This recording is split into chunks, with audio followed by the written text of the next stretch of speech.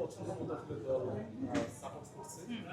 আপনি আসলে কোন দলের সাপোর্টার এবং কেন আসলে কোন দলকে ভালোবাসেন?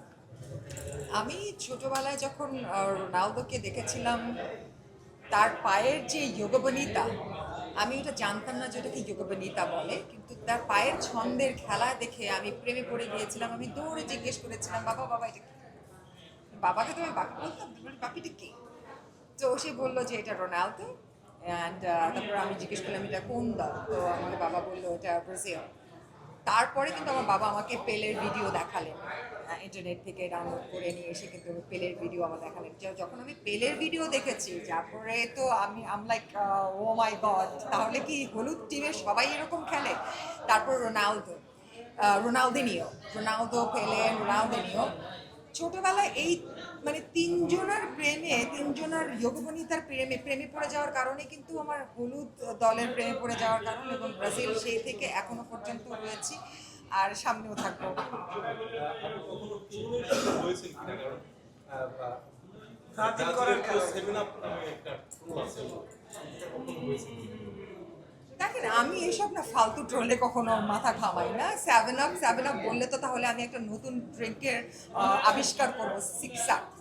তাহলে যাতে আর্জেন্টিনাকে খাওয়াতে পারি, আমি এই ড্রিঙ্কটা আবিষ্কার করবো। তখন কেমন হবে? তাদেরকে 6 আপ দিয়ে বলবো, this is your 6 up drink. 5বারের চ্যাম্পিয়ন যারা বিশ্বকাপে, তাদেরকে নিয়ে ট্রোল করবে তারাই যারা কিনা 5বারের চ্যাম্পিয়ন হতে পারেন। সো এটা তো খুবই স্বাভাবিক না? এই বিষয়টা নিয়ে মজার স্মৃতি আছে কি? যে কেউ একজন আর্জেন্টিনা করে, আপনি ব্রাজিল করে, পরিবারের ভিতরে তর্কটা আসলে মিষ্টিভাবে শুরু হয়ে ঝগড়া। আমার আশেপাশে বন্ধু বান্ধবদেরকে অনেককেই দেখেছি যে মানে আর্গুমেন্টে যেতে যেতে, কম্পেয়ার করতে করতে তারা একদম মারামারিতেই লেগে গিয়েছে, দুজন হাতাহাতি চলে গিয়েছে। তো আমার কাছে কখনোই খেলা, গেম, স্পোর্টস কখনোই এরকম জিনিস মনে হয় না যেটা মানে হাড্ডাহাড্ডি মারামারি লড়াই যাতে ঘটতে পারে। কিন্তু বাংলাদেশে কেন জানি আনফর্চুনেটলি স্পোর্টস বলতেই আসলে মারামারি কিংবা কনফ্লিক্ট লাগানোর, মানে সহিংসতা, প্রতিহিংসা বাড়ানোর একটা ইস্যুস হয়তো বা খুঁজে পাই, আমার কাছে মনে হয়। সো এটা একটা স্পোর্টস, আমি স্পোর্টস হিসেবেই নিতে পছন্দ করি, স্পোর্টস হিসেবেই দেখি। আর এটাকে নিয়ে যারা অতিরিক্ত মাত্রায় চলে যায়, তাদেরকে আমি আসলে অ্যাপ্রিসিয়েটও করি না, এবং আমি বোকাই বলি যে স্পোর্টসকে স্পোর্টসের জায়গাটাই রাখা উচিত। সব দলই ভালো খেলে, সব দল যদি ভালো না খেতো তাহলে ফিফার মতো বিশ্বকাপের জায়গায় তো জায়গা করে নিতে পারতো না, সেখানে বাছাই হতো না যদি ভালো না খেলতো।